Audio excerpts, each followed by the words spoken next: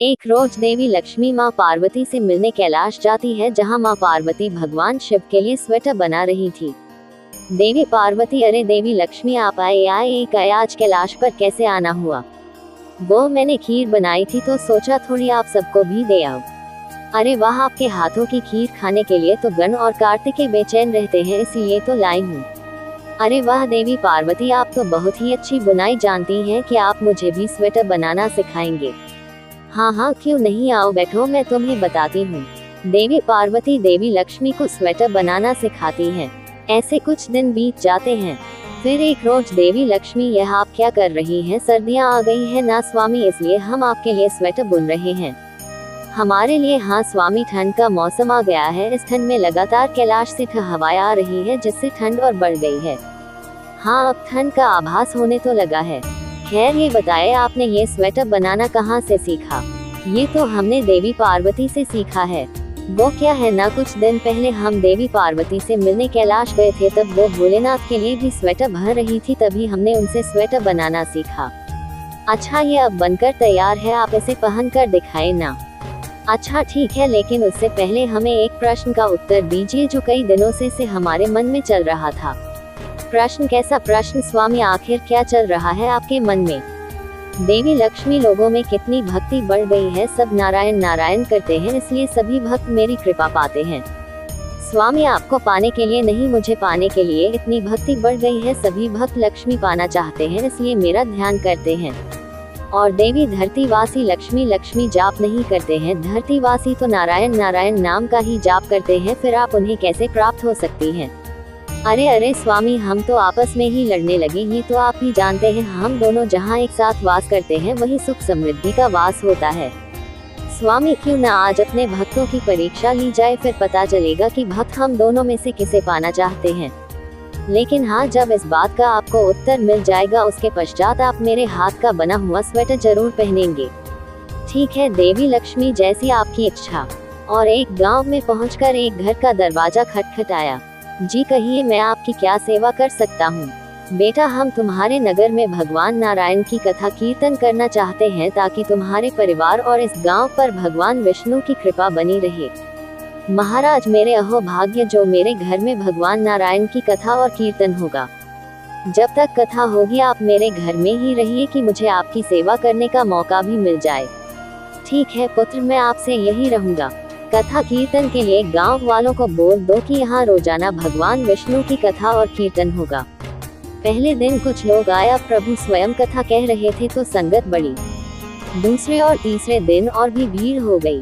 विष्णु जी खुश हो गए कि कितनी भक्ति है लोगों के भीतर। उधर देवी लक्ष्मी ने बूढ़ी माता का रूप लिया और गांव में पहुंची। बेटी, लगता है कहीं जा रही हो? जी, वह सेठ जी के घर एक ब्राह्मण देवता पधारे हैं जो भगवान विष्णु की कथा कीर्तन करते हैं, मैं भी जा रही हूँ। अच्छा, जरा मुझे एक गिलास पानी पिला दो, बड़ी प्यास लगी है। माता जी 4 बजे हैं, मुझे प्रवचन में जाना है, मैं पहले ही द्वार पर ताला लगा चुकी हूँ, बहुत देर हो जाएगी, आप किसी और घर से पानी पी लो। बहुत प्यास लगी है, अच्छा रुको अभी लाती हूँ। मैं महिला लोटा भर कर पानी ले, बूढ़ी औरत ने पानी पीकर जैसे ही लोटा वापस लौटाया तो वह सोने का हो गया।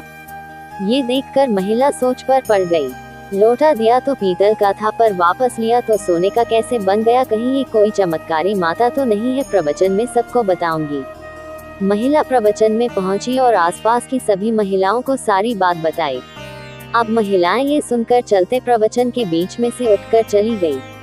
वही अगले दिन से इस कथा में लोगों की संख्या कम हो गई। कौशल्या, प्रवचन में लोगों की संख्या कैसे कम हो गई? सेठ जी, गांव में एक चमत्कारी माता जी आई है, जिनके घर से दूध पीती है तो गिलास सोने का हो जाता है। अरे थाली में रोटी सब्जी खाती है तो थाली सोने की हो जाती है। उनके चलते लोग प्रवचन में नहीं आते, सब उनकी सेवा में लगे हैं। विष्णु जी समझ गए कि देवी लक्ष्मी का आगमन हो चुका है, अवश्य ही यह सब देवी लक्ष्मी का चमत्कार है।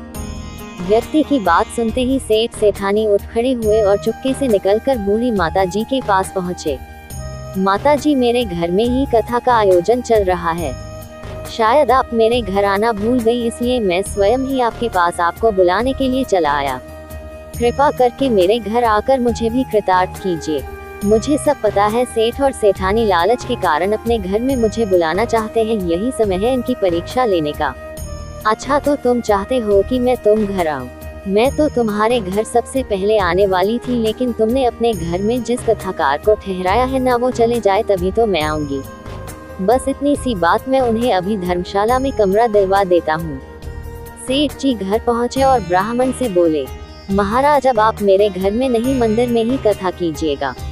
मैंने आपकी रहने की व्यवस्था अब से धर्मशाला में कर दी है। अभी तो कुछ दिन कथा के शेष है, अब आप जाओ हमारे घर से। इतने में बूढ़ी औरत के रूप में देवी लक्ष्मी आए और बोली, सेठ जी आप थोड़ा बाहर जाओ, मैं इन्हें विदा करती हूँ। ठीक है माता जी, हम दोनों बाहर है। प्रभु अब आप क्या कहेंगे? हाँ देवी लक्ष्मी, तुम्हारा प्रभाव दिखाई देता है। वो तो है प्रभु, पर यह सब भक्तगण आपके नाम का प्रवचन सुन रहे, इसलिए मैं भी केवल वही जाती हूँ जहाँ पूजा पाठ होता है, आपके नाम का जाप होता है, कथा कीर्तन होता है। इसका अर्थ है संत जहाँ भी कथा करेंगे आप वहाँ अवश्य आगमन करेगी। विष्णु जी की इस बात पर देवी लक्ष्मी मुस्कुरा देती है और श्री नारायण बैकुंठ चले जाते हैं। अब प्रभु के जाने के बाद सेठ के घर सभी गांव वालों की भीड़ इकट्ठी हो गई। लेकिन विष्णु जी के जाने के बाद देवी लक्ष्मी ने सेठ और बाकी सभी गांव वालों को कहा, मैं अब यहाँ नहीं रह सकती, मैं जा रही हूँ। माता जी हमसे क्या भूल हुई? भूल तो हुई है, मैं जानती हूँ, तुमने लालच में आकर मुझे अपने घर में प्रवेश दिया और संत को भेज दिया, पर मैं वहीं रहती हूँ जहाँ नारायण का वास होता है। आपने नारायण को तो यहाँ से निकाल दिया, तो मैं यहाँ कैसे रह सकती हूँ? नारायण के बिना लक्ष्मी का वास नहीं होता। लक्ष्मी नारायण एक साथ ही वास करते हैं। जहाँ कहीं भी कीर्तन पूजन तथा कथा में निस्वार्थ भक्ति भावना होती है, वहाँ लक्ष्मी नारायण का वास होता है। मनुष्य को लालच का त्याग करके निस्वार्थ भावना से भक्ति करनी चाहिए, तभी उस भक्ति का उचित फल प्राप्त होता है। बूढ़ी औरत के रूप में माता लक्ष्मी अंतर ध्यान हो गई। श्री लक्ष्मी अब वापस बैकुंठ आ जाती है और अपने हाथों का बना हुआ स्वेटर उन्हें देख विष्णु भगवान मुस्कुराते हुए पहन लेते हैं।